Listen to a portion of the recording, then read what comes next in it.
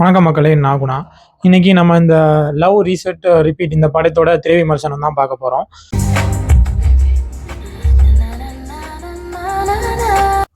இந்த கதையோட ஒரு வரி என்னன்னு பார்த்தீங்கன்னா, இசை மீது ஆர்வம் கொண்ட ஒரு கதாநாயகி.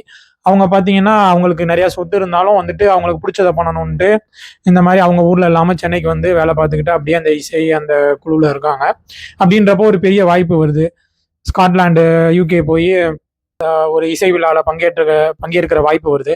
அதில் போய் இவங்க பங்கேற்று பரிசு ஜெயிச்சாங்கன்னா உலக அளவில் பார்த்தீங்கன்னா இவங்க வந்துட்டு அங்கீகரிக்கப்படுவாங்க. அந்த மாதிரி பல நாடுகளில் போய் இந்த மாதிரி அவங்களோட இசையை வெளிப்படுத்துறதுக்கான வாய்ப்பு இருக்கும்ன்ட்டு சூழ்நிலையில் போகிறாங்க. அங்கே போகிற இடத்துல ஒரு விபத்து நடக்குது.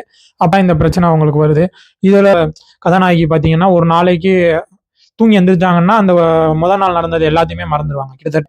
இதெல்லாம் தாண்டி அவங்க போன நோக்கம் வந்து நிறைவேறிச்சா, இதுதான் வந்து ஒரு நல்ல காதல் கதை தான். அதில் வந்துட்டு கொஞ்சம் வித்தியாசமாக இந்த மாதிரி முயற்சி பண்ணியிருக்காங்க. நம்ம மாநாடு படத்தில் வந்தா சுட்டா செத்தா ரிப்பீட்டுன்ற மாதிரி கஜினி, காதல் கொண்டேன் இதெல்லாம் ஒரு கலவை மாதிரி லைட்டாக இருக்கும். ஆனால் அவங்க புதுசாக யோசிச்சு எடுத்திருக்காங்க. இருந்தாலும் முன்னாடி இந்த மாதிரி படம் பார்த்துருக்கிறதுனால நம்மளுக்கு அப்படி தோணுது. அதே மாதிரி நகைச்சுவை கலந்த காதல் கதையாக இருக்குது. காதல்னு பார்த்தீங்கன்னா இப்போ இருக்க இந்த ஜென்சிங்களை பார்த்து கற்றுக்கங்கடா இதுதான்டா காதல் அப்படின்ற மாதிரி இருக்குது. ஆனால் கொஞ்சம் வந்துட்டு ஓவர் டூவாக தான் இருக்கும் இந்த கதாநாயகன் பண்ணுறது.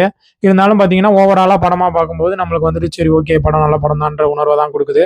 நடிகைக்கு இதில் வந்துட்டு ஒரு நல்ல கதாபாத்திரம், நல்ல ஸ்கோப். ஏன்னா படம் முழுக்க வந்துட்டு நடிகைக்கு என்ன ஆகுது, நடிகை என்ன பண்ணுறாங்க அப்படின்றதுலேயே தான் போகுது. அது கூட பயணிக்கிற ஒரு ஆளாக தான் வந்துட்டு கதாநாயகனே இருக்காரு. கதையின் நாயகி வந்துட்டு என்ன பண்ணுறாங்க வைக்கிறாங்கன்றதை பொறுத்து தான் கதையே படமே நகருது. நம்ம ஹாரிஸ் மாமா பார்த்தீங்கன்னா மிரட்டி விட்டுருக்காரு. ரொம்ப நாள் கழிச்சு ஒரு கம்பேக்னு சொல்லலாம். இறுதி கட்டத்துக்கு முன்னாடி பார்த்தீங்கன்னா கிளைமேக்ஸுக்கு முன்னாடி ஒரு பாட்டு வரும். அதெல்லாம் பார்த்தீங்கன்னா ரொம்ப உணர்ச்சி வசப்பூர்வமாக நம்மளுக்கே வந்துட்டு நல்ல தாக்கத்தை ஏற்படுத்துது. நல்லா இருக்கு அந்த பாடலும். இறுதி கட்டம் கிளைமேக்ஸும் பார்த்தீங்கன்னா நல்லபடியாகவே எடுத்திருக்காங்க. ஆனால் ஒரு சில யதார்த்த மீறல்கள் இருக்கும். அதாவது லாஜிக்கல் சீன்ஸ் இருக்குது.